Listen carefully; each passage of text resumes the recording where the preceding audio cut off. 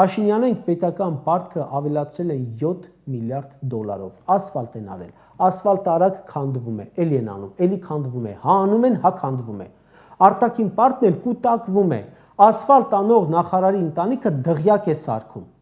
7 տարի առաջ իշխանության է տիրացել, կոռուպցիայի մասին առասպելներով, հիմա հարցի պատասխանը չունի, թե ինչպես է ազգային ժողովի նախագահը դղյակ գնել, արտաքին գործերի նախարարը դղյակ գնել, տարածքային կառավարման նախարարը դղյակ գնել, Երևանի քաղաքապետը, որ այդ փոշիացված 30 միլիոն դոլարանոց հիմնարկի պատասխանատուն էր, դղյակ է գնել,